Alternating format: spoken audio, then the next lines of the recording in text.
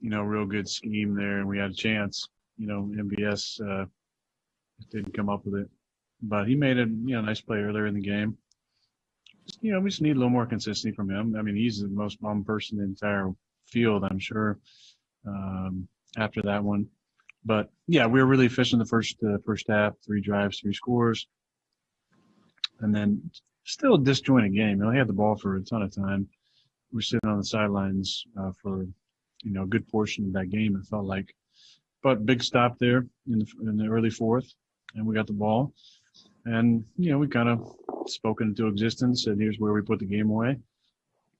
It was a methodical drive. We converted third downs. Guys made some plays. It wasn't splash plays. It was 5 here, 7 there, 8 there. Hit a couple keepers, but it was a really special drive for us, and to be able to put it away there in the 4-yard line.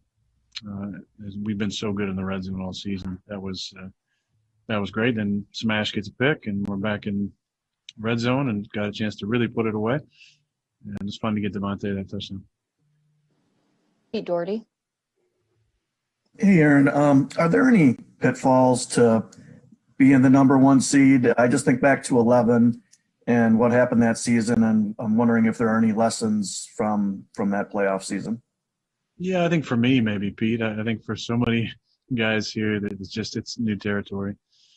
It's a different league. Obviously, there's only one bye. We played in this game. So many, all of us played. In 11, I sat out, and Matty went out and put on a show. But we had some guys who didn't play in that game. So it's nice to be able to go in playing. I think we need the bye. We need a couple guys to get healthy. We're a little banged up. And then obviously the weather is a big factor, a big helper for us in Green Bay. So I'm not worried about any rust or anything. We've been real solid all season in situational football, and we were again today on third down in red zone. So I like our chances moving forward. Andy Herman. Hey, Aaron, going back to April when Jordan was selected, you were really transparent and stated that the pick maybe changed the controllables a bit. And that while it was your desire to stay in Green Bay, maybe that idea was no longer a reality. Fast forward to today, Davante said you've locked up the MVP. The team's 13-3. You've wrapped up the number 1 seed. Just basically, do you feel any different now than you did in April? And do you feel like you've regained any control of finishing your career as a Packer? No, I don't feel any different. I don't think the situation hasn't changed. I'm really happy with the way that I've played and our team's played this year. But there's factors out of my control that just kind of are what they are. It's probably a little different conversation sitting here with the season I had, regular season I had, compared to if it'd been maybe the numbers that I had last year. So, but I'm not really worried about that at this point. And nothing, Andy, I don't think has changed. Rob Domofsky. Aaron, I realize that this isn't the time for reflection, and you'll do that later on. But, I mean, when you look at the numbers in the season you had, the numbers in the season that Davante had, can you just put it into perspective a little bit on just how special, those seasons individually were? Yeah, I mean, I'll tell you what I told Tay in the locker room. I said 13 and a half games, and you just had the greatest season of a Packer receiver in history. And I meant it, and it got me emotional. It gets me emotional in this moment. I just have a ton of respect and appreciation for him and what he's accomplished. It's been an unbelievable year. He's just such a special, special player. I think today was fun. The team that their entire focus was taking Davante out of the game. Even with a premier corner in Kyle, there was help on his side almost every single play, especially after the fourth down where we had the pass interference. For him to, be the best decoy for a good portion of the game in the NFL, and for guys like MVS to have a big touchdown, and Bobby setting, tying the team record, and Dominique Daphne. Who would have called that one? Rob, not you and not me. Back in September.